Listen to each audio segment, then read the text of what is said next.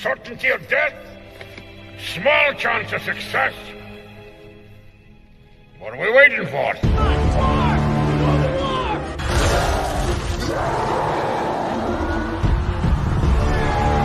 Fellas, I feel this is my lucky day. Brilliant.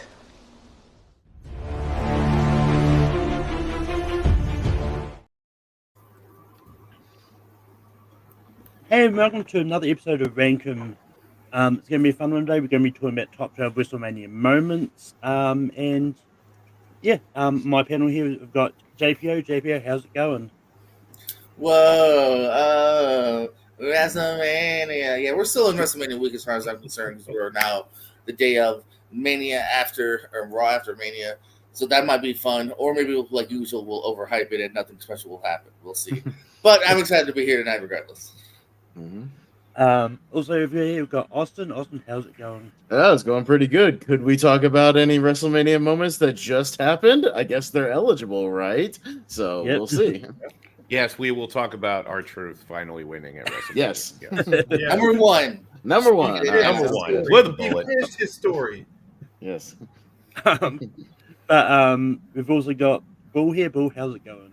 I'm very tired. This has been a long couple days. I've been to a lot of things. It's very rare you get an event like this in my city that I actually want to go to. So, Bill, you did like 4 shows. I did 11 when I was at Mania.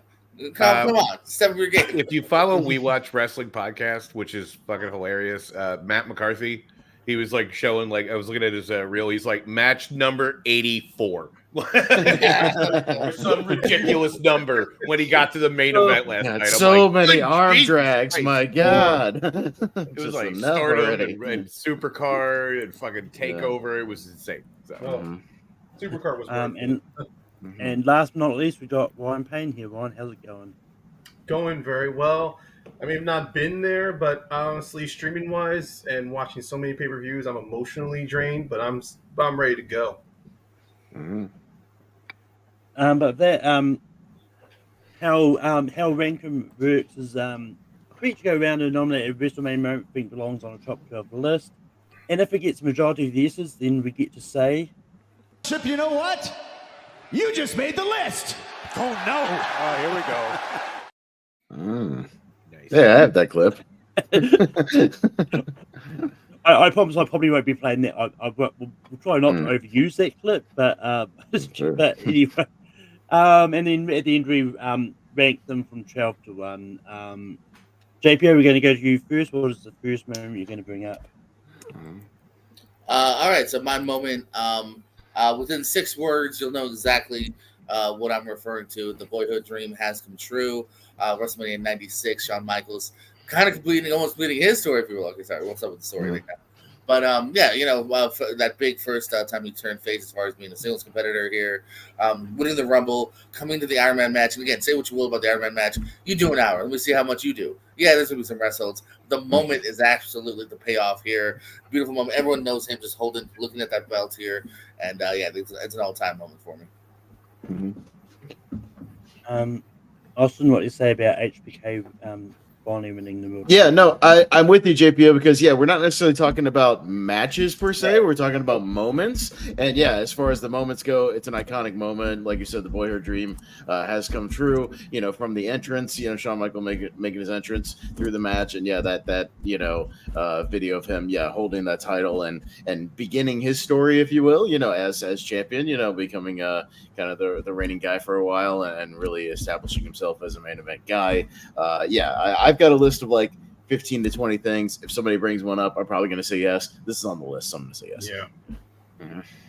Yeah. Bull, what do you say about HBK finally winning the World Championship? Okay, so here's a hot take. That match is overrated and boring. That match is boring. I agree. That's not a hot take. I agree because I agree. He's better Iron Man matches. Lesnar Angle comes to mind. But as far as that moment, yes, that is a classic. It's on all the reels for a reason. It is very iconic. Say what you will about who he is as a person.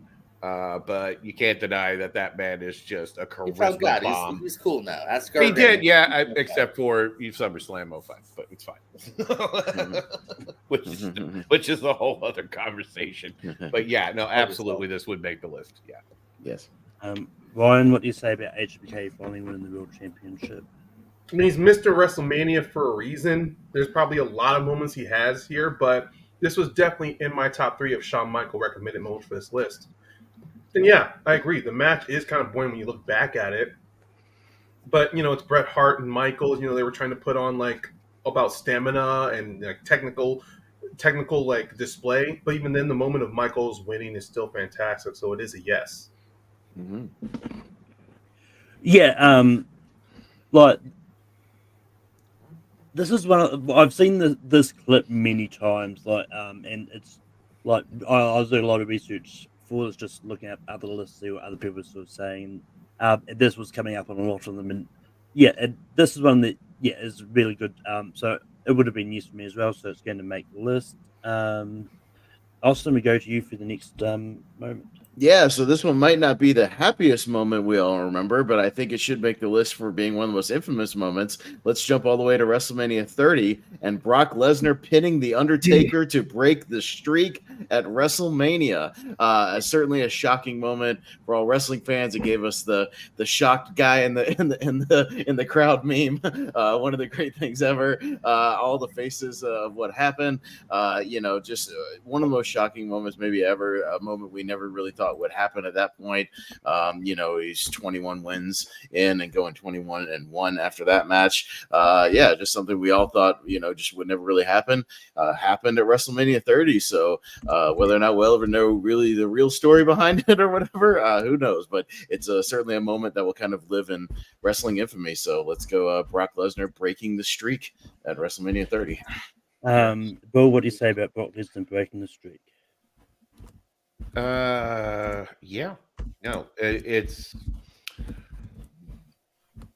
trying to find the right words here, but yeah, that is hard to explain because that is a 20-year moment maybe in the making of this has just been years and years of this thing. You've watched multiple people step up to the plate and be just absolutely denied again and again. And I will say they handled that moment with the gravity it deserved. We get the 3, we hear the bell. There is you see everyone just completely stunned. The air is sucked out of the arena. There is 30 seconds before they even announce anything. And then another 30 seconds before Brock's music plays. They really let that set in. Undeniably unforgettable moment. Ryan, what do you say about Brock Lesnar breaking the streak?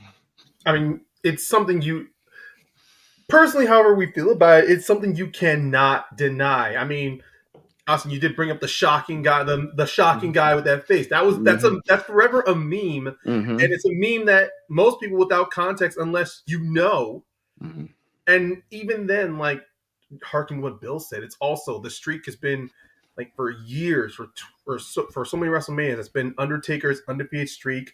So many people thought going in this was a predetermined outcome. Undertaker was going to win and keep going. So when that happened, it literally was just what the. It's a literal what the fuck moment. So this is a yes. Yeah. And yeah, I mean, Brock Lesnar breaking the streak is definitely been, and it's one of those ones I personally wish that they'd saved it for maybe Bray Wyatt. But I don't think anybody should have done it. Well, yeah. Well, I mean, it's one of those ones but because from what I remember hearing about this, I think Undertaker specifically wanted it to be Brock to break the streak, and I think and that I remember reading that somewhere. I don't know exactly where, but it still is a big moment. It's one of those moments that you never thought would happen, but it happened, and and it's a really great moment. So it's a yes for me. Before funny moment. So there's an alternate reality somewhere where that streak would have ended a few years before because Vince McMahon is a syphilis brain crazy person, and he wanted to beat the streak. Fucking Vladimir Kozlov. That was actually going to happen at some point in time, and then someone finally fucking talked him out of it. Could you imagine living in that? Dude, if I were Vladimir Kozlov, I'd say no. That's stupid. I'm not doing it. Funny, like a bunch of people were actually pitched to break it. They're like, I don't want that at all. No, even Mark Henry said in an interview they wanted him to break the streak, and he was just like, "No, he did not. I'm not going to do that." He did not want to do that team afterwards. Didn't want to do it. No one wanted to do it. Yeah. It does very correctly, but in 2K24 for the 40 years of WrestleMania moment, if you lose the Shawn Michaels, if you lose the Shawn Michaels versus Undertaker match, then you get an alternate cutscene of what would happen if Shawn Michaels broke the streak. But JPO, what do you say about Brock Lesnar breaking the streak?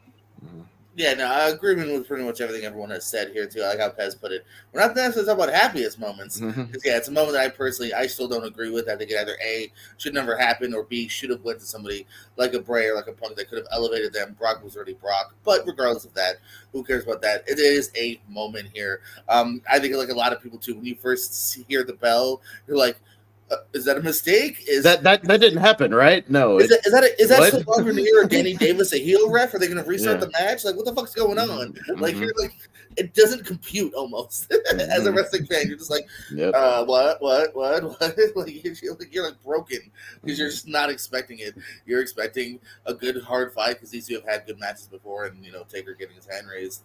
But yeah, it's absolutely a moment on my list. So yes, that's going to make the list. And Paul, we go to you for your next nomination. Well, why don't we stay with that WrestleMania and let's talk about the Miracle on Bourbon Street, and let's talk about AJ Lee defending against the entire women. No, I'm just kidding. It's Daniel Bryan winning in the end. All the highlight reels for a reason. This was one of those moments of pure joy that the company didn't want you to have, that we basically had to will into existence because, and I don't care what the fucking Road Dogg says, it was never the plan to have him in it at all. He was never a factor. They were going to run him and Sheamus again, but thank God, life happened, and then everything got hijacked, and they couldn't ignore it anymore. And then he finally gets that moment, winning both titles, beating Orton, beating Batista, celebrating the confetti rain, him with the 2 titles. It is one of those beautifully wonderful moments that you could only get in this sport. So, yeah, I would absolutely go with that one. So, Ryan, what to say about Daniel Bryan winning the title at WrestleMania 3? I agree. I would reciprocate everything that Bill just said. Also, I mean, Vince would have been the dumbest motherfucker in the world if he was going to risk people boycotting WrestleMania 30 over that. So this is 100% a yes. And the story they did with Daniel Bryan fighting for that Mania match was fantastic. I don't care what people are saying regarding WrestleMania 40 that, it's the same story. No, WWE has done this multiple times. That's truly lightning in a bottle. Yeah, but this is one of those ones like I didn't have, like I thought on a lot of this, I didn't have put this down on my personal list, but I do think it is a good moment, and it's just one of those ones like I'm glad they didn't just insert Daniel Bryan as the main event. They made Daniel Bryan actually work for it, like give him that opening match against Triple H, and if you beat me, I'll put you in. So I was like, so the fact, and I think it's great, and yeah, so I will give a slight no, but I think it's going to make it in anyway. But JBO, what do you say about Daniel Bryan winning at Mania 30? No, I'll give it a yes. This is another big moment here. The story around it is just, that great, fan upswing, Wrestlemania, the yes movement here of, that was our boy. That's who we wanted. I love Batista, but that's not who I wanted to see in the main event. And they also had a pretty good match, and it's a great moment here. And, he still continues to be a favorite. And, this is the moment that I think really jets at him. And it was kind of a fan swing movement. So, yes. And Austin, what do you say about Daniel Bryan? Yeah, I had both moments from WrestleMania 30 on my short list here because that was what made that WrestleMania so memorable. Is you had the roller coaster of that whole event of starting with Daniel Bryan, the opening match, getting the win, so getting excited there. You had the Lesnar breaking the streak and taking us back down into the valley of the shocking moment, but then we coming back up, with the yes movement kind of coming to fruition. And one of those examples in wrestling where the people can make a difference. You can will things into existence, and one of the great things about wrestling is what it is. Maybe we've seen a little bit of that this past weekend and the lead up to that, of how the people can influence something and make things happen of what they want to see. But it was a great moment, so I'll definitely say yes. That is going to make the list, and let me go to you for your first nomination. Okay, I was originally going to save this until the next round, but at this point, I'm just going to throw this one out there. We already just went from a high with Mr. WrestleMania, then a low with Lesnar. We got to a high with WrestleMania. So I'm going to keep this going by picking another WrestleMania involving Daniel Bryan, and that is WrestleMania 35, Kofi Mania. Another instance of a wrestler getting not only their time in the sun, but the opportunity that I won't say has been denied to them, but just more of, you can say it's politics or just fan fervor or just kind of whatever people will say he wasn't ready or so. But that build up from Kofi leading on from the elimination match to qualify for the Elimination Chamber, building all the way to WrestleMania, honestly was fantastic. I mean, I will say, if it wasn't for that triple threat match at Fastlane, I don't think Kofi Mania would not have gotten the momentum it had. But when they realized the fans were behind Kofi, and if you followed WWE since his debut, Kofi has more than anyone I won't say more than anyone, but he truly has earned his opportunity for a championship shot. And not only did they do a good job, Daniel Bryan did his damn best to really make it seem Kofi had no shot in hell in winning. So, and when that moment happened at WrestleMania 35, I was jumping with joy. I was in a bar with so many fans jumping for joy, and then seeing the reaction of so many people like MVP and the recently deceased Shad Gaspar having a moment of shedding tears, seeing that happen. It is something that, for me personally, of my skin color, have wanted to see happen at WrestleMania. And I'm actually glad that I am seeing more and more opportunities for African American wrestlers, like Biggie getting this opportunity to win, Bobby Lashley winning, and I hope it really keeps that door open, especially with Triple H in charge now. So that's my nomination. You mean he wasn't from Jamaica, the Jamaican American? Oh, oh shit! Oh, wait. In their defense, that was his idea. It was. It was just the one time he slips up and he's like, Triple H catches it. He's like, shit, there goes my Jamaican accent. But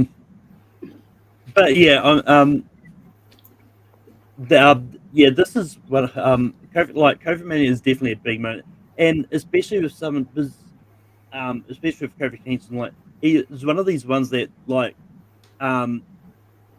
with being a part of the New Day is just no one ever thought because everyone probably seen him more as this entertaining guy that could get it would always be mid card or tag team champion, but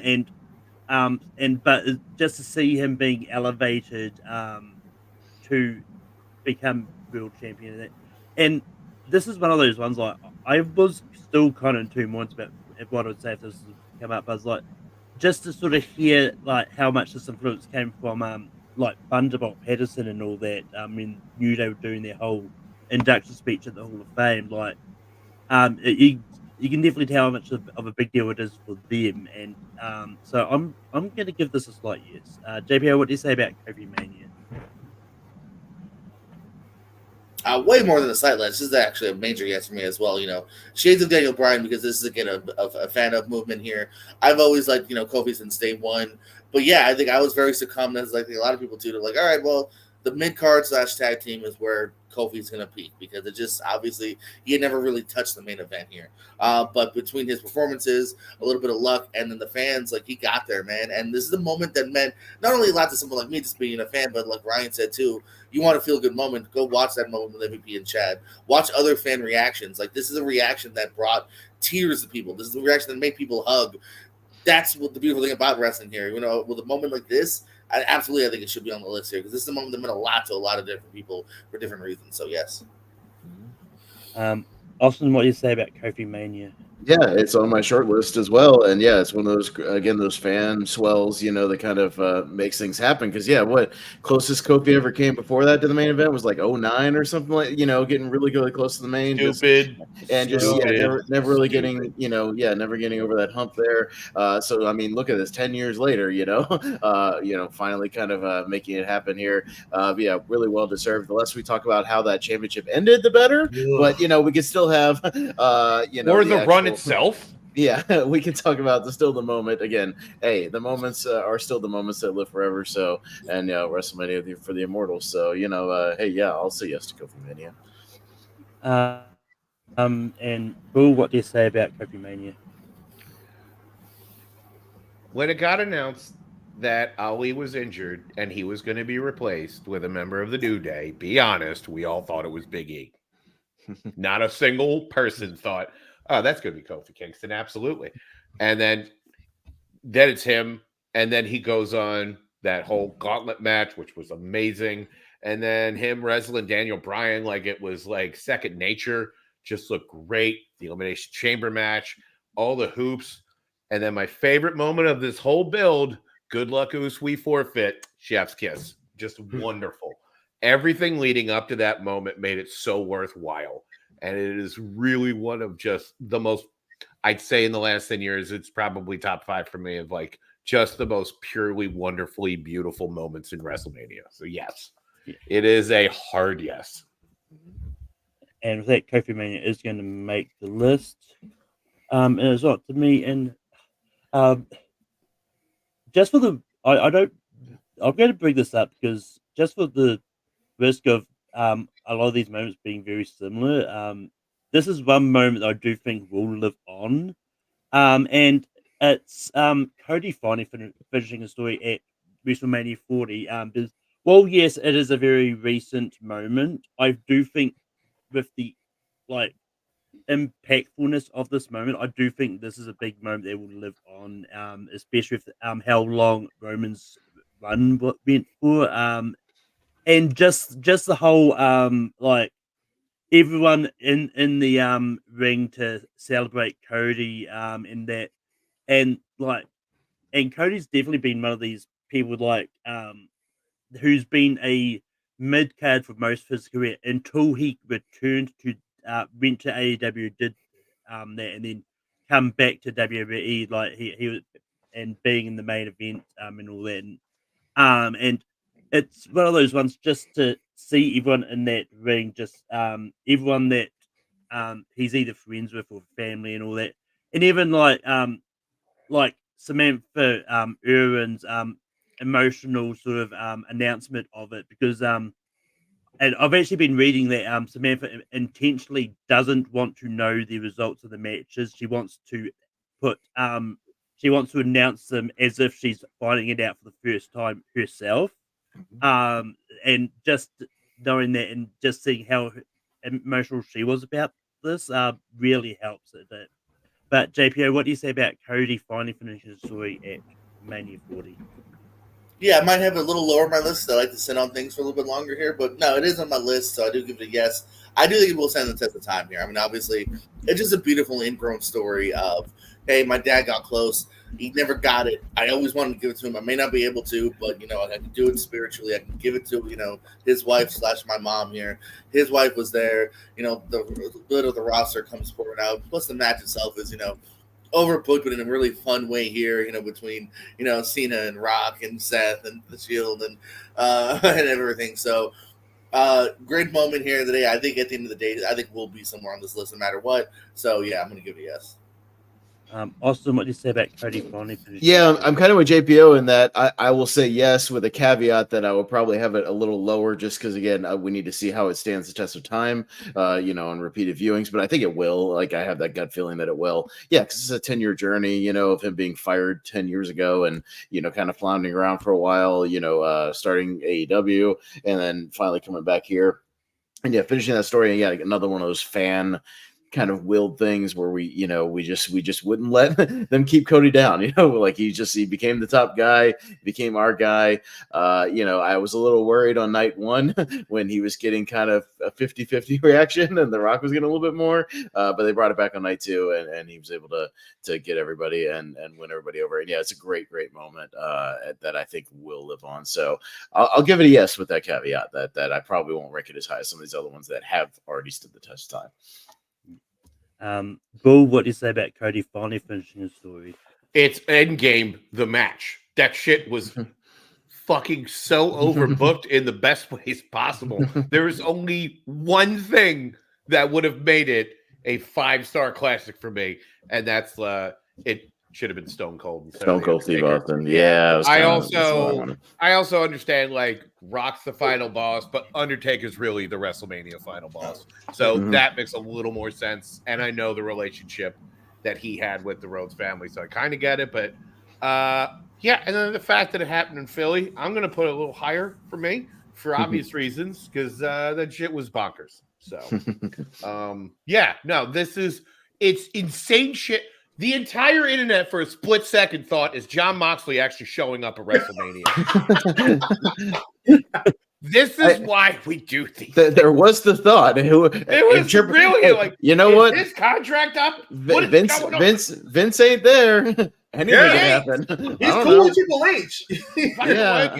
Why not? Yeah. So no, absolutely. Is it a recency bias? Probably. Did I like fucking hoot and holler and jump off my couch? Yup. Totally. And Ryan, what do you say about Cody finally finishing his story? Just like with most of the other recommendations, it's something you can't deny the moment it had. I mean, for Christ's sakes, at first it was a joke for a year after Cody lost at 39 was, when is he going to complete the story? When is he going to finish the story? And then the moment happens and then just a week after the Rumble, they do that swerve, and you really can see, like, the internet's like, oh no, this was not a fucking joke to us. We were dead serious. We want him to finish that story. And then, yes, I think having some time removed, I love as much as I would love Stone Cold, actually Undertaker makes more sense when you think about each person that interfered has an issue with Roman Reigns personally. Jay, of course, would be tied to the bloodline. Rollins being a former member of the Shield, and Undertaker near his match against Roman at WrestleMania 33, where Roman was supposed to be like, "This is my yard now." In a way, that's kind of like Undertaker not only sticking up for the Rhodes family, but also sticking one to Roman. Like, nah, you're not gonna have this movement. Beyond that, it's still fantastic, and the match itself, despite how overbooked it was, it still had great mini storyline moment matches, like Roman refusing to hit Cody with the chair instead of going for Seth. That will be the ultimate enema. Yeah, that's like the ultimate moment where Roman, now looking back at, he's like, "That's where I fucked up." Yeah, let it go. Great stuff. Yeah, and I mean, I like the fact that let Roman and Cody have a bit of time before all the interferences all started as well. So, but JPO, what is the next movie you're going to bring up? Featuring somebody from last night and something very similar to last night. Before Damian did it, Seth did it better. The cash-in of Seth here, the first ever Mania cash-in, I think belongs on the list there. Feel good moment here. I mean, I wasn't personally too hyped on the main event, so kind of, and also I was just a big Seth Rollins guy. Exactly. So nobody was looking forward to that. It kind of works on many levels, because also, and then on top of that, I really truly was a Seth Rollins kind of guy. I've loved him since Tyler Black and Ring of Honor. And to see him come down, finally somebody smart enough to wait till Mania. I almost feel like everyone should do it at Mania if it was realistic. But yeah, Seth Rollins came down. It was a feel-good moment here. He got it. Started a really good run, too. Like, it ends up paying off. So, I'm going to say Seth Rollins getting his first title win at Mania for his cash-in. Austin, what do you say about Seth Rollins cashing? Yeah, it's on my it's on my list of 15 or so. So somebody brings it up, I'll say yes. Yeah, because it was a big deal. Yeah, I feel like we'd seen a lot of cash-ins on like Raw, just like random moments that were cool. Don't get me wrong, like all kinds of fun stuff.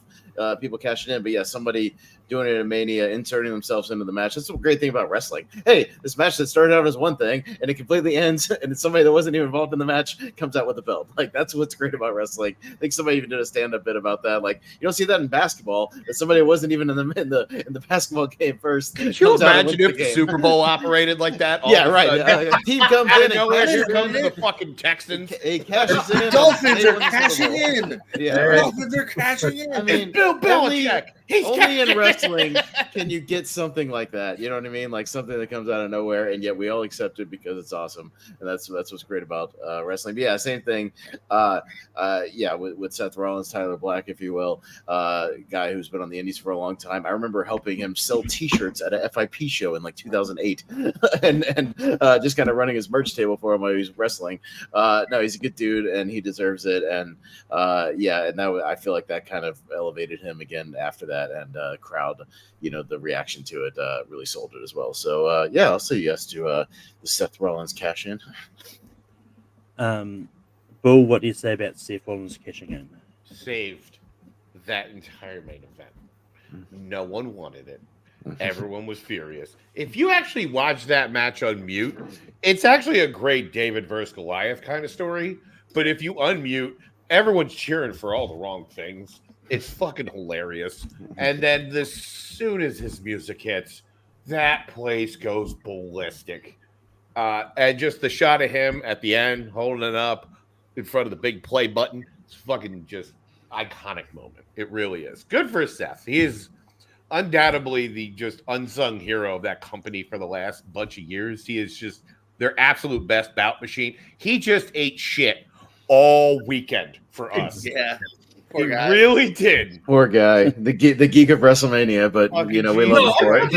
I hate that. I mean, I get some people might say it's a joke, but I fucking hate that. But we all understand why. He literally said, "Cody, I'm going to be your shield." He literally meant that. Yeah. He put his own match in jeopardy just to try to help Cody, then fucking lost his own match, but then still tried to come through for him, and in fact did. So kudos to that man.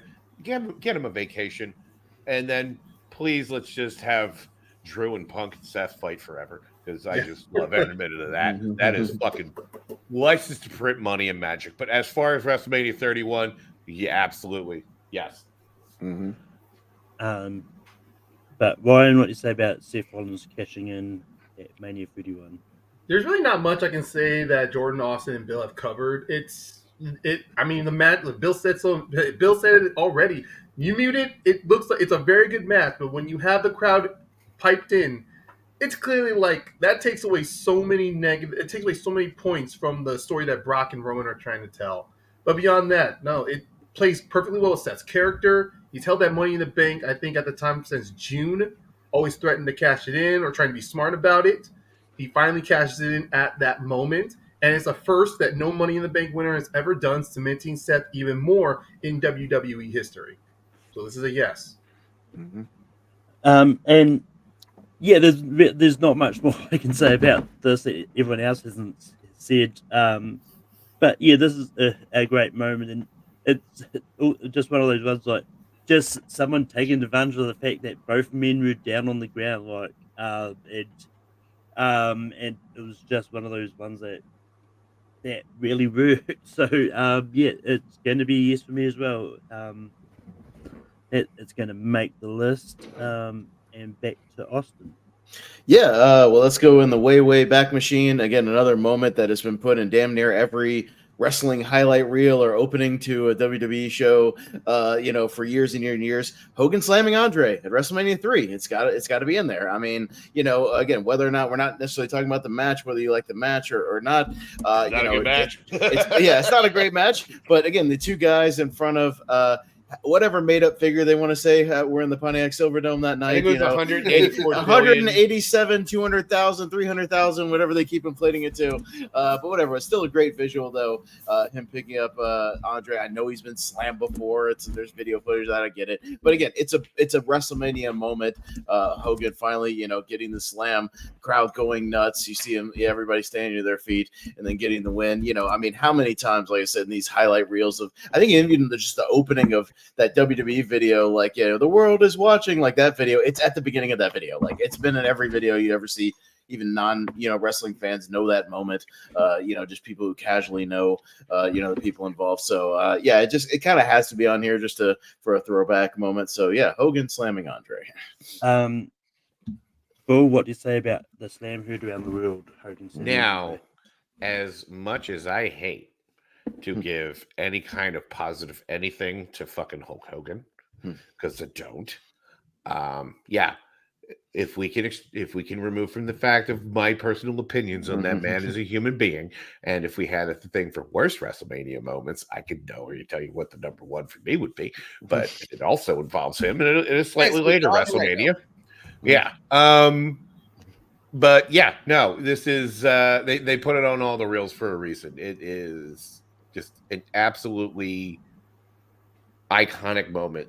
Just seeing the two of them together and the call from the great Gorilla Monsoon, the unstoppable force meets the immovable object. How many times have people used that phrase in the last 40 years? Exactly. I mean, of course, come on. Yeah, no, it was when they finally figured out how to make this show a spectacle, because the first two weren't it.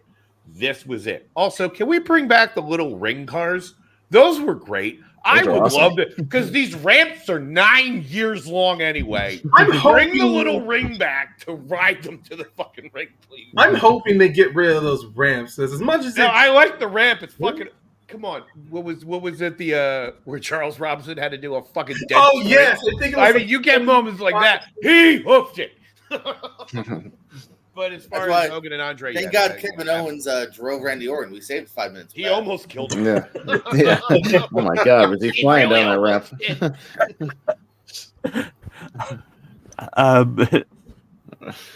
Ryan, what to say about the slam heard around the world? Well, it's, to be honest, I mean, this is a yes, no matter what, because it literally was their signature. Either if it was WrestleMania packages or the signature in the opening of every show on Raw and SmackDown, like during the Ruthless, like when the PG era and then the new era, and even then, when you saw in those little "This Now and Forever," like those little moments, you'd still see little glimpses of the either Hogan, Bison, and Andre, or them having that face to face in the ring. That match, there's that moment in that match is synonymous. It clearly. For the longest time, it was WrestleMania. Like, that was a moment many fans would put in their top 5. I mean, at least now we have more, but, it's still a moment. This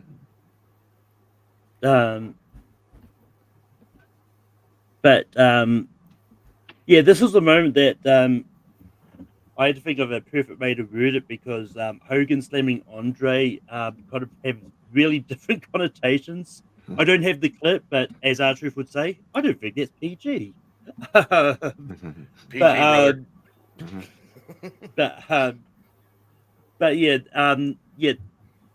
Honestly, it surprised me a little bit that it took this long to get to a classic Mania moment. But yeah, this is definitely on my list, and it's an easy yes. JP, what do you say about the slam heard around the world?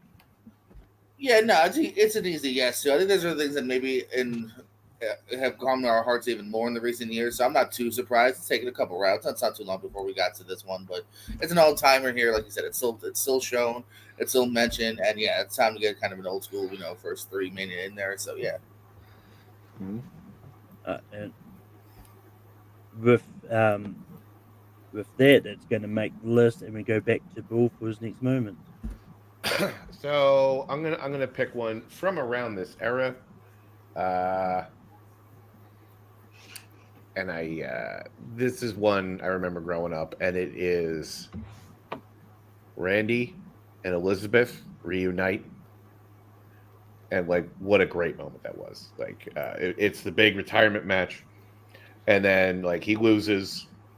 And then they did a great job too of setting this up because Elizabeth is just like randomly in the crowd. It's not like she's just sitting there. Like she looks like she's in a spot where she could have just bought a fucking ticket and she's just hanging out. And then he loses the match. Sherry like turns on him. She's beating the Macho Man down, and then Elizabeth comes, saves the day, and then they embrace and they just show the crowd, and everybody's in tears. Like people are crying, and what a wonderful moment that is. That was just years in the making, and you know, like it's hard to like come across moments like that in shows like this, and they really did a great job of building to that over God knows how long. So, and it's just an image that always sticks with me is just like seeing them finally reconcile after God knows how long. So I would put that one in here. Ryan, what do you say about Randy Savage and Miss Elizabeth reuniting at Mania? This was my next recommendation on here because of that great moment. I mean, Macho Man's entire career in the WWF has been fantastic. I mean, everyone talks about how great he is as a wrestler, the work ethic he puts in the ring, the creativity he puts in matches, and Elizabeth as one of the like best ballet managers. I would honestly say, even of course, like actually, I'm not actually no comparative manager. No, sorry. I'm about to prone on here. She's still fantastic. Bill, it was that great moment. Like the camera work was fantastic. Not lingering too much on Elizabeth during this entire match. Only fighting like at the right moments. Whenever Macho would go crazy beating on Warrior or to the dismay of the fans, and then that moment, yeah, you do see Sherry beating down on Macho Man. It really is kind of like in a way like the person finally snapped. They've had enough, and that moment of her on Macho's shoulders is great. He walked out as the most despicable person, but then he walks out as a beloved man to the people once again. So this is a yes. Yeah. Quick question: which WrestleMania was this one at? 7. WrestleMania 7. 91. The only good part is 7. Yeah, not great WrestleMania, but that's a good moment. Yeah, because I actually forgot. I thought it was. I couldn't remember if it was 7 or 8. That's how bad this WrestleMania was. Ooh. No, 8 was the one with Slaughter and Hogan, right? No, this is Slaughter and Hogan. Oh, okay. Yeah. 8 And 91. 8 is Sid, I believe. Yeah. Oh, okay. Yeah. Yeah. Yeah. Yeah. Yeah. That was a yeah. good idea. I'll sit next to him. Don't worry. Yeah. You know, Kicker this be is kicker. one. You know, this is one of those moments I saw on a few lists when I was doing my research. Like for me personally, I was not. I didn't put a moment on that I personally didn't see myself. I haven't seen like a lot of these classic WrestleManias. I haven't got to. I was going to watch all of them leading up to Mania, then I started it too late and just didn't have time to do it. But yeah, it's like no, but it's gonna make the list anyway. JPO, what do you say about Randy Savage? Again, not a slight anything. It's a hell yes. No, this is a really just sweet, well-earned moment here. They even act the shit out of it too, man. Like there's the perfect amount of like memories you could see in Elizabeth's eyes, man. Because I also feel like this was also just kind of a true moment between them here, you know, and realize they might have been kind of very much on the rocks here, but it's just they sell it so well here. It's such a good double turn too, because you know Savage starts out as the shit heel, but then you're fucking in love by the end of it too, and it is such a sweet, well-earned pop. So yeah, this is absolutely on the list. Austin, what do you say about Randy Savage? Yeah, I'll give it a slight yes. I don't have like the huge personal attachment to it that Bill does. So you know, if we get to the list, it may be a little lower just for me personally. I shouldn't need it. Maybe I'm just a softie. I think it's cute.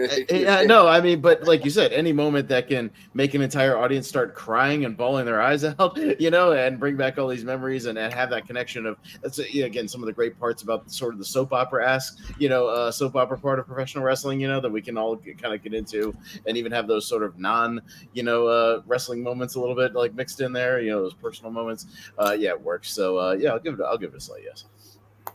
That is going to make the list, and we go over to Ryan for his next nomination. All right, this well, I'm juggling here, so I'm gonna hold off on another personal choice and I'm gonna pick the moment from WrestleMania 24 of that moment of Shawn Michaels looking across at Ric Flair saying, "I'm sorry, I love you," as he delivers the sweet chin music in the retirement match. That was look, regardless of what of Ric Flair's retirement that didn't stick. As far as it comes down to that moment itself, it was a great build up. It was actually a good build storytelling wise. That every match that Ric Flair had leading up to that WrestleMania was always a retirement match.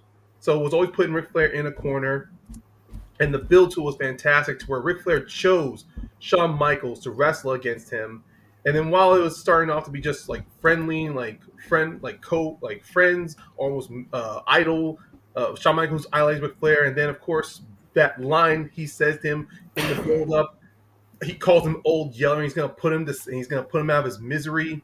Like that was a good adding on to the package, to the video package for their match.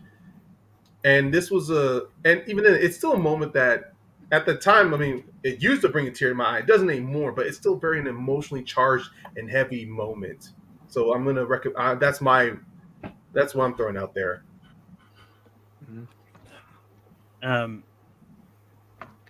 Yeah. This moment is definitely on my list. I think this might have been the first Mania I actually watched. Was this is the one I think that got me into wrestling. Was like I was really late to WWE in general. I only got into it because a girl I was dating at the time was really into it, and I watched pay-per-views with her and that. But yeah, this is this is a great moment, and yeah, it's an easy yes for me. JPO, what do you say about? That's an easy yes for me because this would have been the next one I brought up. So I got to look at my next pick now. Let's see. You know, everything that's already kind of been said here. I mean, again, you have two of the best here going at it here. You know, this is I think Flair's last great match too, because this right kind of came out of retirement, but. Moment itself matters, you know. Everyone knows that classic line. I had a T-shirt that said it. Sorry, I love you. It's an emotional moment and a really well told match. That yeah, really. Again, I did that sensible sentence. Everyone knows what you're talking about, so it's a yes. Austin, what do you say about HBK retiring? Oh, this is on my list easily. Maybe because I was there for it and it works for me great as well. No, that was my first Mania. That was when I still lived in Florida. Yeah, this Mania here in Orlando. Yeah, it was not only a great match, but yeah, that was a great moment that, you know, you didn't really, you had to look real close to see it live. You know, I think I caught it when I watched the replay. But, you know, still, we kind of all got the idea when Flair was, you know, kind of crying, you know, telling him to bring it on. Yeah, it's really good stuff. And yeah, I wish Flair this had been his actual retirement match because, yeah. But hey, it was even sort of referenced in Sting's final match, which I was also there for recently, Revolution, when the Bucks kind of did a similar thing to Sting, but in kind of a mocking way. So you know, this moment still gets referenced years and years later. So that's how you know it kind of lives on, and it's an iconic moment. So yeah, I'll say yes. Yeah, Bill, what do you say about "I'm Sorry, I Love You"? I'm sorry. It's a yes for me. Yeah. No, it's what else can I say? It's just one of those amazing moments. So in my head canon, this was his last match. He was a manager in TNA. We'll just remember that. We'll just you know, and then he never wrestled again. Or at least that I saw. Just like Shawn Michaels had the perfect retirement that he never broke. So that's fine. Yeah. But it's going to make the list. But my calculations, we've got 3 spots left. Well, let's be picky, boys. Yeah, I knew it was going to happen sooner or later. I got, or this could be the quickest episode ever. So. Oh no, the quickest episode ever is the Rob Schneider episode. We did that episode in 45 minutes. That was a record. That episode is 4 seconds. There isn't any. Goodbye. Yes, there is. He's a garbage human. You should not. He doesn't warrant more than a minute of your time. Hey, you leave Schneider alone. Leave him alone. No, absolutely not. But anyway, unfortunately, there's no moments at WrestleMania involving Wild Schneider, so we can't. Thank Christ for that. You mean the hot chick didn't get a tie-in for WrestleMania? What? But yeah, I'm gonna try for this one, see what happens. But I like where this is going. Yeah, no, it's one of those ones like I'm going for the closer we're ever going to get to seeing a heel John Cena. And that was John Cena as part of the NWO from the Fireflies Funhouse match from WrestleMania 36. Well, this whole match itself, like it's in COVID era, it's one of those ones like they had to try and figure out ways to do matches and stuff that didn't involve a lot of physicality just because of COVID and that. But this match, it's on a whole, really shows the creativeness of Bray Wyatt and just and like as well as ones like this. Watching the documentary about Bray Wyatt that came out last week, like John said, talked about this, like that Bray would come up with these ideas. Like John's like, it's cool, let's do it. And John Cena, as part of the NWO, was a small part of this. I wanted to nominate the whole match, but I don't think it would have worked. So I thought I'll pick a small part of it and see what happens. And I think John Cena's part of the NWO. I think it was a really fun moment, just seeing him come out in the NWO gear and all that. It was just really fun, and I think it's going to be the closest we're ever going to get to heel John Cena. So I don't think they're ever going to turn him heel. And again, at least heel again anyway. But JPO, what do you say about John Cena's part of the NWO from the Firefly Funhouse match? I'm slightly on the fence because I like the match. I like, obviously, like you said, they had to do something different for COVID, and they found a way, and it was entertaining. But I don't know, at the moment enough, it's kind of that's kind of cool and unique, and then I moved on from a kind of moment here. I do think you can buy an action figure of that over at Ringside Collectibles, or at least you were able to at one point. So look for that, Malcolm. There's your birthday present. Let's do it on eBay, then never mind. So it's a slight no for me. Ringside Collectibles sponsor us. Yeah, come on. Use code MAJOR to save 10%. So JP, I interrupted you there, but did you say? What did you say? I said slight no. Yeah. Austin, what do you say about John Cena's part of the I was not a fan of most of the stuff from the pandemic era. I thought a lot of it was really hokey and corny and doing sketches. I hated the Boneyard match. Like, I may be in the minority, but I hated that shit. I didn't like this Firefly, whatever. It's just a sketch. Like, what are we doing? This is WrestleMania, and you're doing a sketch. Like, you're doing Fantasyland. Like, it's fun for like a skit. You do it on Raw or something, whatever. It's just not one of those moments. Like, you can go back and watch it on YouTube, and it's fun to watch or whatever. But it doesn't have that impact for me. Nothing. So you'd rather there be two more empty arena matches other than trying something? I'd rather watch an empty arena match. It can work. Look at Gunther or Walter and Ilya Dragunov. That can work when you do it right. Okay. You're making one weird example. Like, this is not that. I gave you an example that contradicted what you just said. So I'm just saying. I said I hated most of the shit from this era, but you can make it work. All right, Aaron, who got the point? Oh wait, we're not. This was not to make it work. I didn't like any of this shit that they did, like all this pre-tape, whatever the fuck. I didn't like any of this stuff, so it's a hard no for me, not even a slight no. But Bull, what do you say about John Cena's part of the NWO from the Firefly Funhouse match? Me and Pez are completely different human beings. This was my favorite anything the WWE did in the last God knows how long. This was we lost JPO. Oh boy. This was, bar none, one of the most hyper-focused dissections I have ever seen done. And the fact that John Cena not only okayed it, but went into it, like, this was mind-blowing.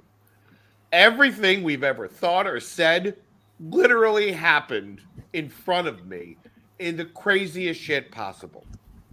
I can't believe they made a reference to fucking Jon Moxley, like, in this, after he left with the "this is such good shit, pal" bit. The whole thing of calling back to calling back to Nikki Bella, examining his whole failure on his SmackDown debut. Everything about this was a masterclass in storytelling. I wish we would get more things like this, although they tried and failed because they probably stopped letting Bray just do whatever he wanted, and that was very clear when we had the whole debacle with Braun Strowman and that whole thing.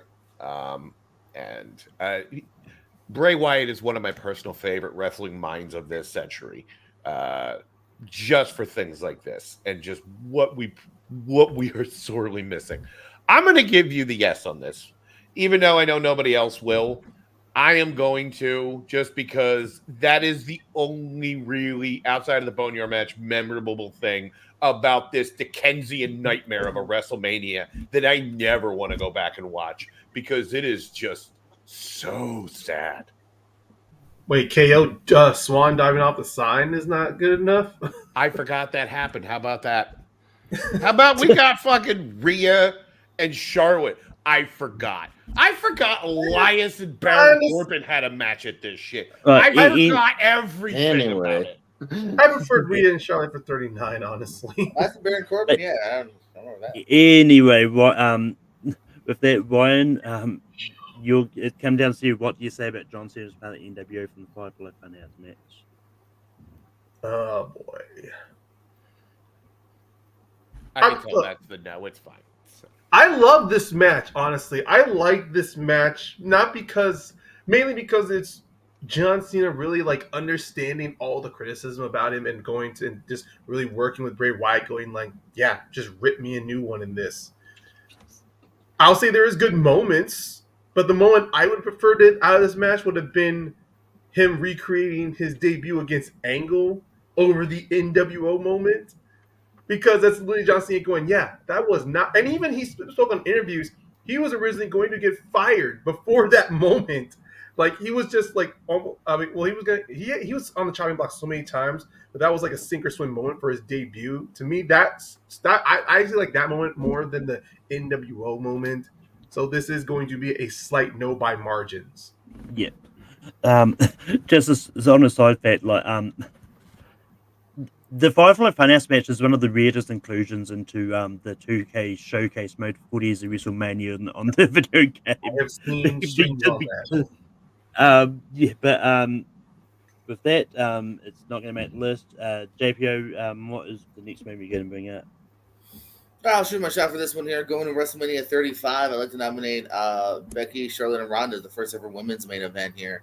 How far women's wrestling has come. You got the stuff that we started with women's wrestling from day one and Mania. There's stuff in the first couple of Manias here, and then by the early 90s, they're gone. There's just nothing.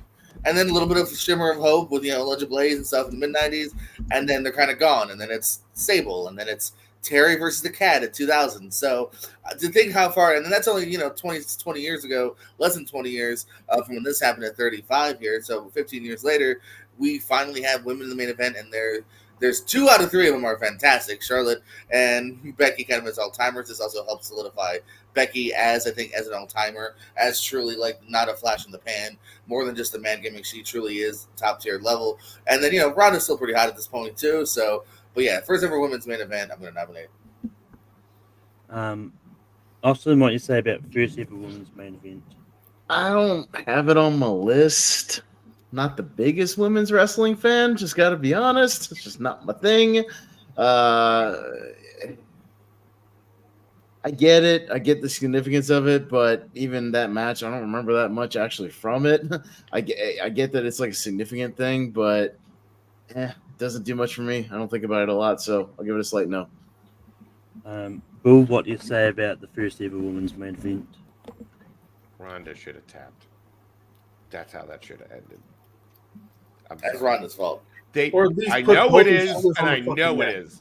But you built all 3 of them as submission machines, and then it ended on a botched crucifix pin that even the announcers weren't sure if it ended after a 9.5-year WrestleMania, and the crowd is sapped. But as a moment, yeah, this is the first WrestleMania I watched after years of being away, and even I understood okay, this is a big deal. It's not my favorite moment personally, and that's the Iconics winning because fucking yes, it is. If you know anything about me, they're the greatest tag team ever. I will not be taking any questions about that. But no, as far as historical significance goes, and just what a great moment, and just the image of Becky Two Belts. Absolutely. This is a yes for me. Ryan, what do you say about the first ever women's main event? This literally was going to be my choice when I decided to choose Flair's and Michael's moment. So I'm glad Jordan picked this. I mean, this is definitely a yes, because just like with the Kofi Mania spot, I was in that bar with fans, like standing on my feet for nearly 7 hours watching WrestleMania 35, and I am a big supporter and proponent of women's wrestling too. I mean, I grew up during the time of Sable, the Cat, Terry, then with Trish Stratus, those Brian Payne's matches. So then seeing actual women wrestle, like really push themselves. The evolution that Trish went through, seeing Lita, Molly Holly, Jazz, I mean, so many of those women, and then that dip that happened with the Divas era. I mean, women fighting just to get screen time. Then the resurgence through NXT with Tennille Dashwood, with Saraya, then bring on in with Bayley, Sasha, Becky. It's like really seeing so many times that they're close to nailing down women's wrestling, but then it's like one step forward, 3 steps back, and then with Becky and them getting the main event. Personally, I would have preferred if it was just Ronda and Becky, but Charlotte, I understand she's a wide appeal, and so a triple threat match was fantastic. And the funny thing is that this is also not only the first women's WrestleMania main event, first women's match main event WrestleMania. This is now officially the last true main event of WrestleMania before it started breaking into 2 separate nights. So I mean, that's here nor there. This is still a yes for me because it solidifies Becky as a top star. It shows that there is, if you do give women a platform, just by how the match went out, they still worked their ass off to sell it, to sell the story, to sell the emotion to the crowd. Just like in some of my shared thoughts with Kofi, getting that platform. Wrestling is more than just stories; it's also representation, and to show if you want to inspire the young generation to be wrestling fans. Moments like with Becky, moments like with Kofi, with Seth at WrestleMania 35, that's where you can inspire them more. So this is a yes. And yeah, like just the moment having the woman showcase in the main event, I think is just great in itself. And yeah, it's one of those ones like it's the first like as most people said, it's the first sort of true women's main event. And it's one of those ones like as opposed to what they've done in the past, like, oh yeah, you both it's a co-main event, like you're both main eventing this manias. But um but yeah, so I think it's great. And it's gonna be yes for me as well. So it's gonna make the list. JPO we go no Austin we go to I'll do another one. So we talked about we talked about kind of a something we talked about with like a double turn earlier, but I'll go with one of the more famous double turns ever, and another great, and again, iconic image and a moment. Let's go WrestleMania 13, the double turn of Bret Hart and Stone Cold Steve Austin, and that iconic moment where Stone Cold's in the sharpshooter, blood running down his face. A lot of people say it's one of the kickoff kind of moments of the Attitude Era, and really the solidification of the character of Stone Cold Steve Austin, and kind of again another sort of passing the torch moment of a thing. And even just thinking about WrestleMania 13 overall, we ain't talking about Undertaker and Psycho Sid in the main event of that show. We're talking about this match. Nobody talks about anything in that show. Except one for this match card. Yeah, this match and this moment. But again, we talk about those moments. How many times have you seen that picture of Stone Cold with the blood running down his face, and just an iconic image and whatnot. But yeah, just that whole moment in general of Stone Cold going as the heel, Bret Hart's going to the face, and by the end of the match, it's completely switched, and a really great moment for WrestleMania. So let's go 13, the Stone Cold Bret Hart double turn. Well, what do you say about the Stone Cold Bret Hart double turn? It's my second favorite Mania match of all time for good reason. This is just expert storytelling. Now, I know everyone likes to go on about how, oh, it's the double turn, you didn't see coming, even though if you'd been paying attention, they were building into that for months with Brett, and it was a fucking masterclass because he was a dick, but he was also right. He was getting screwed over. He was just being a pedantic little twat about it. And the whole famous steel cage meltdown and everything leading up to it. But Brett knew that this was the guy going forward, and he knew he had to put him over. And this was the perfect ending to this match, where it's Brett still wins because he's the crafty veteran, but Stone Cold doesn't give up. He would rather just suffer in pain and pass out than actually the toughest SOB in the WWE. And there was the famous blood from a stone shirt came from this. This was he was a made man after that for good reason. And then Bret Hart became a fantastic villain. Yes, this is the easiest yes for me. So, and maybe if we get into it later, I'll tell you what my favorite WrestleMania match is. Spoiler alert, also involves Bret Hart. Ryan, what do you say about the Bret Hart Stone Cold double turn? I mean, if you talk about another moment, other than the double turn, it's also the moment of seeing Austin in that sharpshooter. The camera locked on Austin as blood is dripping down his forehead onto his right down the middle. You see onto his teeth. Another image that's been a part of the signature package for WrestleMania, at least until I don't know, censors starting to be like, oh, we don't want to see blood, but still, it's Austin's involved. This is also a yes for me. There's some. Just like with Michaels, there's a lot of Austin moments I would have recommended, but this is definitely one of my top 3 Austin moments I would have put on this. I would have wanted to put on this list. Yeah, this was it's for me. It's one of those ones I don't know if I honestly don't know if I actually ever saw this complete match. I know I've seen this moment a few times, but it's one of those ones that for me, I probably would have given a no because I probably would have gone for the Stone Cold not tapping moment instead from the same match. But still going to make the list anyway. JPO, what do you say about Stone Cold Bret Hart double turn? Yeah, no, I'm happy to give this a yes as well here. Like you said, this is the one match to go to for this Mania here. So good too that it's I might even say if you had to for some reason suffer through the entire thing, it'd be worth it. And that image is iconic and whatnot. So yeah, I'll go yes. But if that, it's going to make this and we go to Bull for the next moment. Okay, since we're pretty close to running out, I think we'd all be remiss if we did not talk about a moment from the best WrestleMania of all time. And universally, we can all agree it's WrestleMania X7 is the greatest WrestleMania that has ever happened. And I'm going to go with one for me. And this is definitely one of those where crowds make all the difference in the world. And it is Linda stands up. That moment. Vince has been leaning into and wasn't far off from the truth. Sentient sack of human garbage. For months, he has been drugging his wife, fucking around, being a fucking mental patient.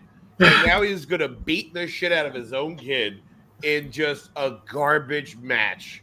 And it is everything great about that era of wrestling. It is nonsense. It is spectacle. And the moment she gets up out of that chair, the roof comes off that fucking place. Everyone freaks out. This is just a crowning achievement of and she is a block of wood 99% of the time. Anytime they had her even deliver a dialogue, I really think she should have taken more How to Be a Human classes. But this moment, fucking amazing. Everyone loses it. Vince sells it perfectly, right in the fucking testicles. and then just everyone loses their goddamn. So I'm waiting for the part where you get to your real nomination. That's it. Linda stands. Okay, so can we all just quickly say no and we move on to Ryan and we'll just move on? Out of all the things from WrestleMania 17, this is what you're picking? Okay. Yeah, no, go back and watch that. I'm well aware of the moment. Everyone fucking goes. No. All right, Ryan's a no. More JPO so it's a no. that, Malcolm it's a I'm no. talking, all right, sounds motherfucker. good. Let me finish. Jesus fucking Christ. Oh, More boy. so than the botched ending that I think was a bad idea that everyone also universally agrees. But no, this is definitely it's just a fucking fantastic moment from this show. So. Ryan, what he going to bring up? Damn, I'm assuming Austin's idea was going to go no on that, but yeah. No, when you're saying 17, I was thinking of a different moment that was not involving Two Austin. other moments from 17. Yeah. Oh man, that is a fun, really great moment. And I'll be honest, when you're recapping it, I honestly forgot about that because with that match, all I think about are the constant camera cuts that they take to the WCW talent in the box off, like in the soapbox area, and of course, But then, really thinking about it, that moment is great because it leads to the domino effect. Linda kicks him in the balls, Trish slaps him, Shane does that coast to coast. It's nice to see like people get rewarded for actually, like giving a shit. Yeah. Damn it. I'm just gonna be the chaos person. I'm gonna see where this goes. So I'm gonna give this a yes. Malcolm, you want to join the party with us?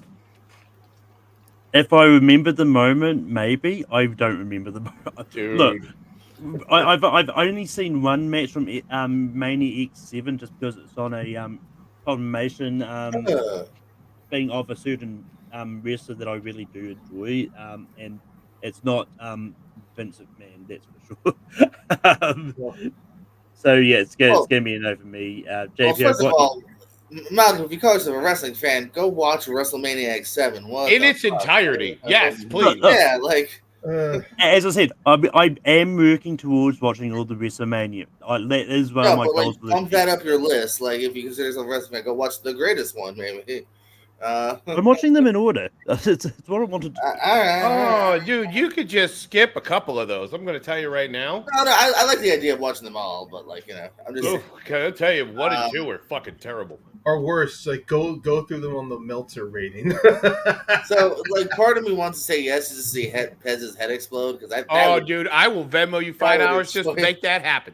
Can you honestly live in yourself in this show and saying this is the same moment as Daniel Bryan and the Yes Movement, as Hogan slamming Andre, as fucking Lesnar breaking the streak, as goddamn. Let me ask you this, Pez. He's at 5. Do I hear 6? I have money, but I'm saving it for AEW Dynasty. If you want to be on that fucking I stream, know Bill's pushing so far, so I kind of know. Oh my God. I do like money. No, but I'll give it a slight no. It is a good moment. I don't think it's as crazy at all as Pez is saying because it is a pop. Dude, I'm telling you, go back and watch. That place is flat photography and applause the second that happens. But it's also Austin Rock and people are just loving everything, But yeah, I don't think it's a crazy no, but it's a little slight no. Yeah, and Austin. We already got his answer. Austin said yes. No, yes. 1,000 times. No. Yeah. Oh, I'm sorry. It's a woman. I forgot you hate women. So. Oh yeah, no, I hate all women. Yeah, no, I hate all women. Yeah. Anyway, Linda McMahon. It was her being a vegetable for 2 months in a wheelchair. It was the dumbest shit ever. That story, and it was the greatest payoff. No, it wasn't a payoff. She walked out with absolutely. What are we doing? Payoff is. Hold on. Get in the ref position. Ryan, your choice. Ryan, yeah, go ahead. Okay. I really thought this would have been brought up sooner or later, but WrestleMania moments as a fan, for me, that stays with me the most. It's WrestleMania 2000, the moment where you see a man dangling, holding some titles, and then he gets speared from fucking midair. I'm going with that moment of the tables match between the Hardys, Dudleys, and Edge and Christian. You mean Are you talking about WrestleMania 17 again, or WrestleMania 17 again? I thought it was 2000. No, that was the triangle ladder match. That was just a ladder. You're talking about the iconic Edge Spears Jeff while he's hanging? Yes, I'm talking about that moment. That's TLC WrestleMania 17 2001. Yeah. Okay, then going back to 17. Then I thought that was 2000. See, they blur together when you look at WrestleMania moments. Jesus Christ! But that is my recommendation. I mean, he's also done that spot several times, even once or twice, even before that match. So yeah. But even then, it's a WrestleMania moment. It's a moment many fans look back on. I may have confused which WrestleMania it was, but it is that moment. And even then, the match itself was just pure chaos. But even then, it had great moments, and that still lives in my mind to this day. So I'm picking Edge spearing Jeff from midair. WrestleMania 17. Well, Malcolm hasn't seen it, so that's a no from Malcolm. Wait, he said he saw a match. Was this one of them? I've seen a match. I'm a big fan of Jeff Hardy. I've seen this match. Really? Wow, we're different. Yeah, I don't know. no, I'm pretty sure. This match is on the Jeff Hardy like confirmation thing of all his matches and that. But it's either that one or the Hardy Boy one. But well, I've always been a big fan of the Hardy Boys, and yeah, this is as soon as I became a fan of this wrestler, I actually went on YouTube and Googled a whole bunch of Jeff Hardy matches, and this was one that I watched. And yeah, this moment is just crazy, and yeah, it's and it's definitely one that I think it did appear on a lot of lists as well. That was looking for it, so it's going to be an easy yes for me. JPO, what do you say about Edge spearing Jeff Hardy off a ladder? This one's always been a bit of a torn moment for me here because hear me out. If it gets yes, then yeah, I'm going to absolutely get it as to why it's on the list here. I'm not going to be mad at all. But I don't know. I'm always a little torn just because I feel like everything else has like a real emotional impact that we talked about and like was built up to or was a payoff. Where this is just like a really cool mid-match move. I don't know. To me, like I know it's just I find it hard to put it higher than some of these other things that just emotionally got me or was a payoff or was like a real like moment that sent us a time. Like I have to even think for a second, like who won that match? Cool match. Oh, that's right. So I don't know. Edge Christian won all the TLC matches. They were in. I don't know. I just had to think for a second. I would have pulled it out. And also, let's just do a 5-second pause while he's deciding.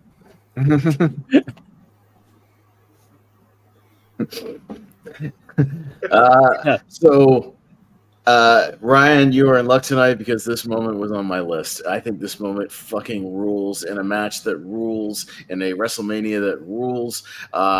This is a picture perfect-esque WrestleMania moment. You got the crowd in the background, a perfect spot that comes together that could have gone wrong any number of 1,000 ways, if any mistiming whatsoever. And this isn't an iconic thing. Again, we talk about those highlight reels. This is always on there. And I think sometimes even for a WrestleMania moment, this made for WrestleMania.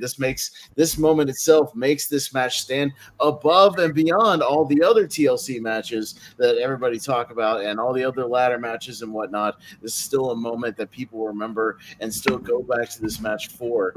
So I'm going to say yes. And Bill, what do you say about Edge spearing Jeff in midair for Mania X7? It's fine. It's not. I mean, I get everyone always remembers it. I thought TLC 3 was better. That's just me. But that's only because you added in fucking Jericho and fucking Benoit. And that shit was fucking crazy. Also, because, and I'll say it again, he literally did it before. So it was just, I don't know why that one's remembered over the other one. Because it was SummerSlam, I believe. It was still fucking crazy. So, yeah, I mean, I don't like the Hardy Boys. I never did. So, not a fan. And I know I'm in the minority, but they are horribly overrated for me. So, I don't know. Sorry. Yeah. But with that, Edge spearing Jeff Hardy off ladder is going to make the list, and it's going to close off list 2. Well, at least we got one moment from 17. Jesus Christ. Yeah. It's a lot of like the last few years. But with that, we're going to go to honorable mentions, and So many. and for me, I'll start this off. For me, Hardy Boys returning at WrestleMania 33, I think is a big moment because you thought New Day were going to put themselves into the match, and then out comes Hardy Boys. Undertaker, Triple H, and Shawn Michaels helping each other up the ramp after Triple H versus End of era, yeah, end of the era. after Triple H versus Taker 2. I think it was a very great moment. Like Triple H confirming his retirement at WrestleMania 38 by just leaving his boots in the ring. I think because it's one of those ones everyone was wondering if Triple H was ever going to wrestle again, and I think that because I think it's been confirmed that he can't now, just due to health reasons. Yeah, It's health. Yeah, he's unfortunately. He can. He said, and even then, he said he doesn't want to. Like he's perfectly happy doing what he's doing right now, and you know, just doing the behind the scenes I stuff. still think he should have had one more retirement match, and it should have been on a takeover. If anyone is doing a takeover match, it should have been. I don't think he physically can. He can. I'm just saying it would have been nice. Yeah, let the man die in the ring, says Bill. Yeah, but no, I get that, but I'm just saying if I had my way, that's how we would have went out. It would have been on a takeover because if he deserved one for helping that fucking. He would have kept doing Saudi shows. You know he wasn't going to end on takeover. Please don't. Please don't. Oh come on. I mean, in the last couple moments, I'll mention before I pass it over to other people. Talking about people finally learning about Zack Ryder finally winning a belt, and the Incontenders was I think it was a big moment. Once again, talking about people who were doing everything they can to sort of get noticed in WWE. I think Zack Ryder did everything possible, even started his own YouTube show just to do it. This is before YouTube. JBL really quitting after losing to Ray. Oh yeah, JBL quitting after losing to. Oh. What? I said JBL quitting. I'm like, no, I'm still here. No, I'm still happy. No, JBL, like JBL. No, I heard it now. That's why I asked for a second. I was like, JBL quitting. And then the last one I will mention is just the opening segment from WrestleMania 30. Stone Cold, The Rock, and Hulk Hogan just reuniting on that. Yeah, the Silver Dome. But JPO, what are some moments that you had as on mentions? Remind me, Pez, what was the Miller Lite Catfight Girls from 03? Yeah, it's a great moment, you know, when they're rolling over the coach, man. It's great from 19. Yeah. How that wasn't brought up, I'm not quite sure. Yeah. But for real, we had a lot of title wins. Another really good one is Ray winning. You know what I mean? Doing it for Eddie. A really nice moment, him holding the belt, hugging Chavo, hugging Vicky. I kind of wanted to group in all the times Kane attacked Pete Rose. I'd love that gimmick. There is no Bad Bunny. There is no Logan Paul. And she had Pete Rose. I mean, Lawrence Taylor. Shut up, Pete Rose. At the Mania that the Hardys returned at in Florida, right after fighting, the Young Bucks the night before. That's a really great pop. I think it's a New Day about to announce, themselves. Mm-hmm. It's the Hardys. It might have been a controversial pick. I was maybe thinking about bringing up Stone Cold turning heel at WrestleMania 17. It's one of the dumbest things ever. It's a moment. It is a moment. But a dumb moment. That's why I didn't bring it up. But I still think it does make people talk to this day.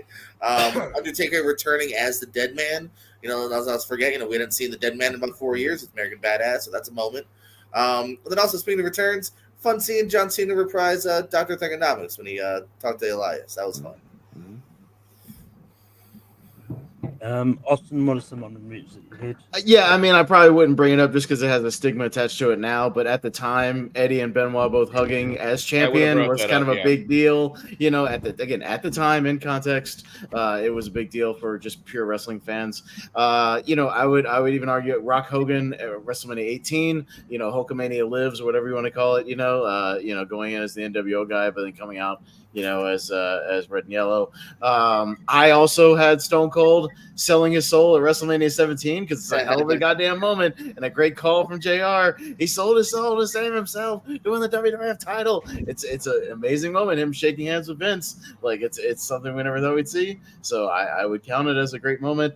Shane McMahon's fall from the Hell in a Cell, Jesus Christ Almighty, as a moment is pretty insane. The Hardy Boys return at 33. I also had Taker retiring Shawn Michaels, in their streak versus career match, still pretty pretty cool moment.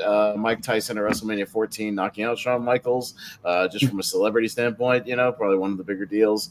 And then just if you want to say, just for historical purposes, the spectacle that was just Mania 1 with all, Mr. T and Muhammad Ali and, everybody kind of involved with it, just making it kind of what it is, So, but yeah, just throwing those out there. Bill, what are some honorable mentions that you had? I would have also mentioned Eddie Guerrero and Name Redacted to close out 20. That was like one of my, because it's a shame because he was one of my favorite wrestlers. So the fact that it's just too hard to talk about anymore. Brock Lesnar almost dying. We really need to talk about that because he almost died. If he'd have hit that, it would have been the best match ever. Ever. That would have been fucking crazy. Bianca and Sasha, the main event. What a fucking, and they showed out. And that match was honestly one of the best matches of the night, and they fucking ruled.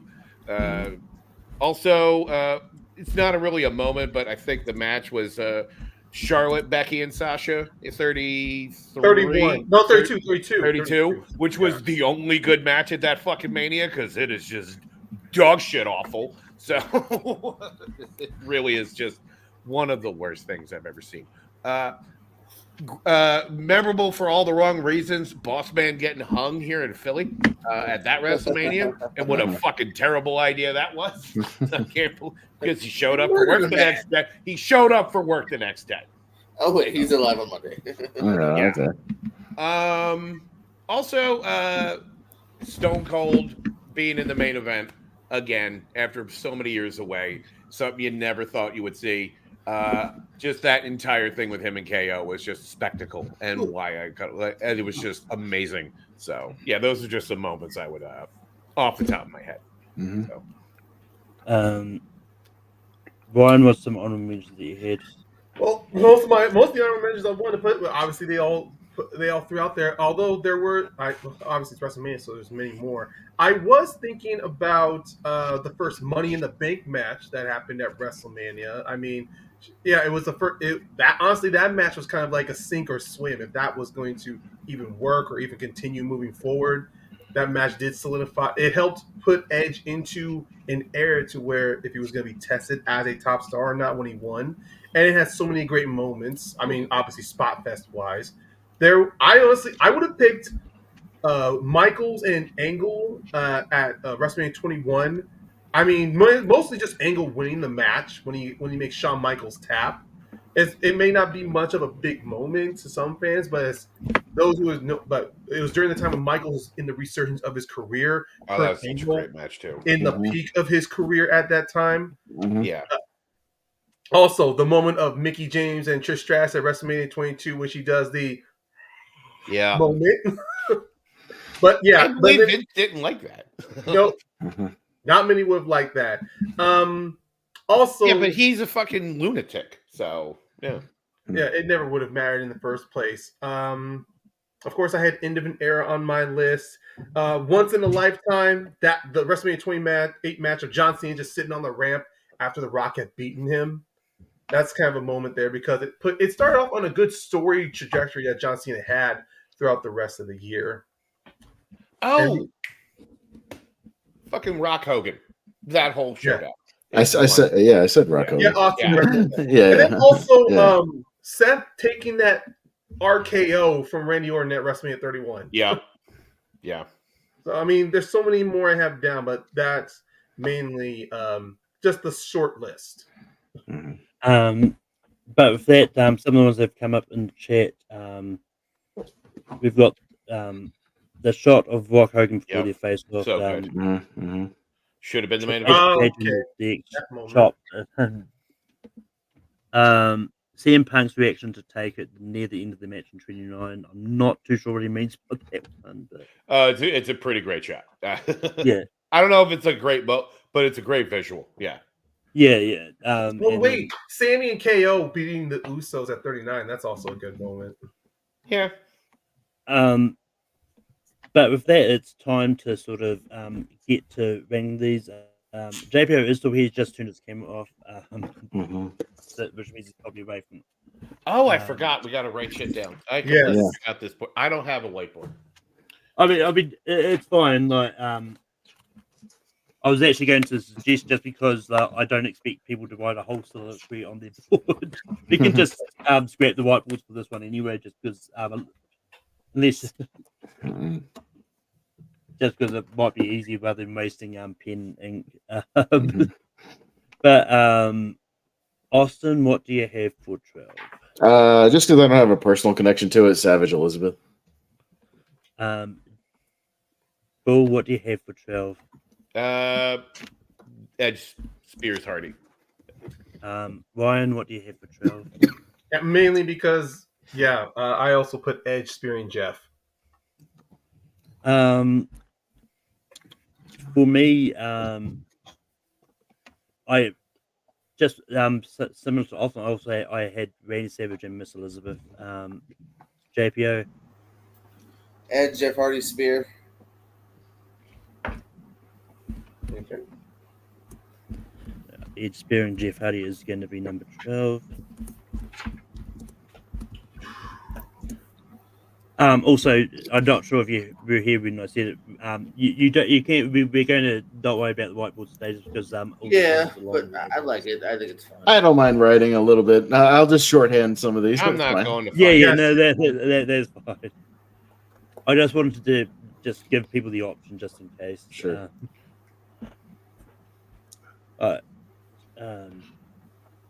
Bull, what do you have for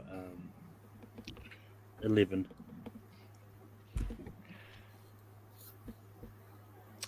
I think this is where I would put the women's main event. Ryan? I think of all these moments here, this is the one I don't go back to a lot, and it's just HBK at Mania 12. For me, I'm sticking with Randy Savage and Miss Elizabeth reuniting. JPO? Brett and Austin. Stick with Savage Elizabeth. But it's going to be Randy Savage and Miss Elizabeth reuniting. Almost said Savage Randy.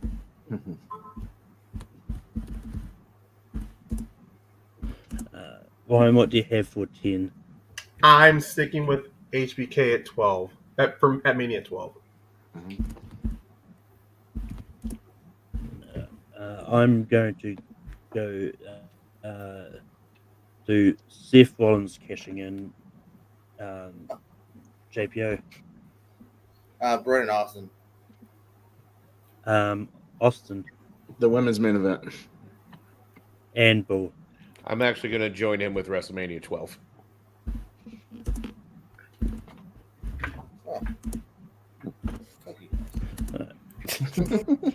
Sorry. It was cutting off. I forgot that was up there. I was like, oh, yeah, that's definitely what I don't go back to.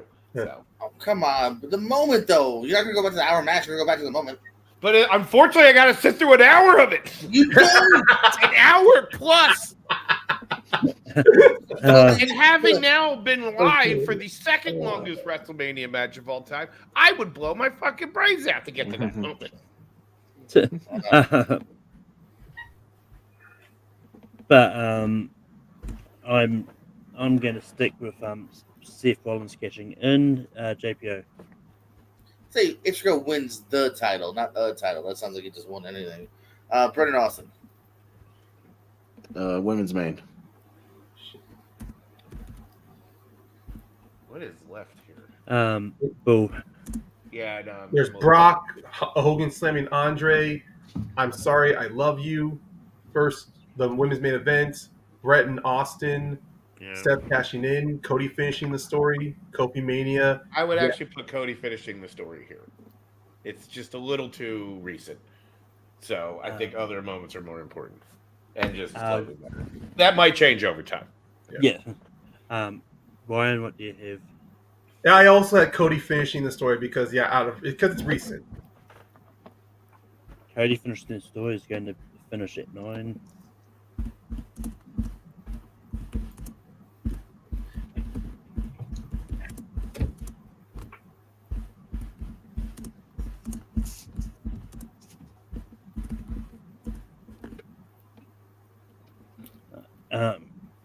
JPO, what do you have for 8? Brett and Austin. Austin. Women's main event. Bull. I'm looking. Sorry. It's all right. I'll help you out. You already said the women's main event earlier. I know that I changed my mind when I found out WrestleMania 13 was in there. So, I'm sorry. I love you. Just because I can't think of anything else. So that's fine. I'm just to see what happens now. So, I want to see what happens when we all get different answers. Ryan, sorry. Your turn. Now, actually, I decided, as much as I'm a big proponent of this and I love it, I also put the women's main event at Mania. Yeah. I'm sticking with Seth cashing in, JPO. He went first, didn't he? Brett and Austin. Yeah. He went with Brett yeah. also. Yeah. It's going to be the women's main event then.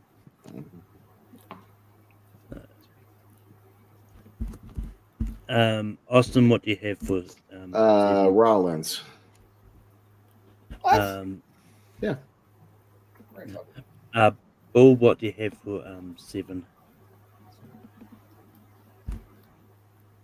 Taking a look here. You know, I'm gonna buck a trend here. I'm gonna go with the slam heard around the world, just because I hate Hulk Hogan so much. Ryan, what do you have for 7? I put I'm sorry, I love you. Actually, Nice. I'm sticking with Seth Rollins cashing in, JPO. that's both. It had the majority vote, right? No, we're not done yet. Can I vote? Hogan Andre. Which So, means there's- we've got a tie there's- between Hogan, Andre, and Seth Rollins cashing in. Ryan, you're the only one that was different. Which one do you want at 7?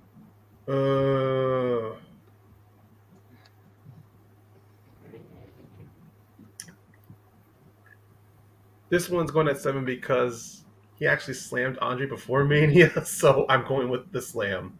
Yeah. Hell yeah. And also, fuck you, Hulk Hogan, just very much for everything. I vote for everything. That's For it. everything. Just about his entire fucking career. So, Bull, what do you have for number 6? this is where I would put I'm sorry, I love you. Ryan. Well, damn, I actually changed it to Rollins. I'm sick of Seth Rollins cashing in, JPO. Brett Austin.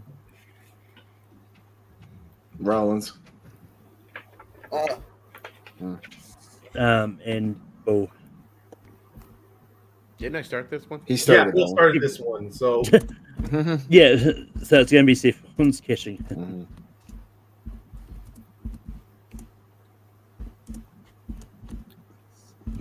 Mhm. But Ryan, what do you have? I put I'm sorry, I love you.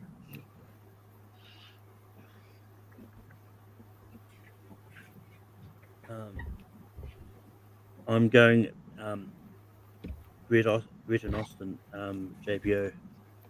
Brett Austin. Sorry, I love you, Flair HBK. and Bull. We're at Austin. This is about where that moment would be. Yeah. So it's going to be the Bret Austin double turn. Right, number 6. All right. 5. Now we're at 5. Now we're at 4. Yeah, I know. Okay. Yeah. I'm looking at that. Oh, okay. Yeah. So these are taking me a little bit longer. Malcolm's trying to type. Yeah. No, I don't blame him. That's what I'm like. Yeah, take your time, man.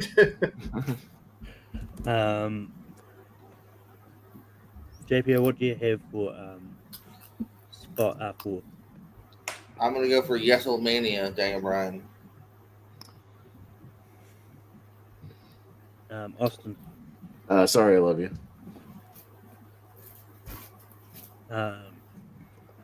Bull. Sorry, I love you. Ryan. I'm not sorry. I don't love you. I'm sorry. I love you. all this love today. I'm sorry. I love you.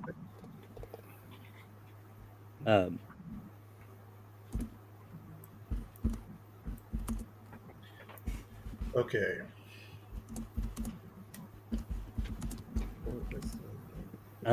But Ooh, okay. This is a good one. 3 good ones left. yeah. Just for those watching at home, the ones we've got left, we've got Brock Lesnar defeating the streak, we've got Wrestlemania, we've got Kofi finally winning the belt. But Austin, what do you have for 3? Kofi Mania. Bull. Wrestlemania. Ryan. Hold on. I'm putting the finishing touches. The Wrestlemania. I'm also going to go Wrestlemania. JPO. Lesnar ends the streak. Okay. So number one's gonna be it's going to be Wrestlemania. And now instead of going for number 2, it's just going to go straight to number 1, and it's between Brock Lesnar breaking the streak and Kofi Mania. Bull, what do you have for number 1? Yeah, I think I got Lesnar breaks the streak. Like, yeah, it's hard to manufacture 20-year something moments like that. Yeah. Yeah. Ryan, what do you have for number 1? Yeah, hard to manufacture 20 years, but at the same time, it took WWE 50 years to crown its full-blooded black champion. So I'm going Kofi Mania. Fair point. Yeah. But I'm not doing that to spite anybody. No, that's actually a valid point. Yeah. It's a valid point, but I'm also going Brock Lesnar defeating the streak. JPO, what do you have? The good moment that everyone absolutely loved, and the moment that made you scratch your head a little bit, Kofi Mania. And Austin. Sorry, fake Jamaica. Lesnar breaking the streak is number 1.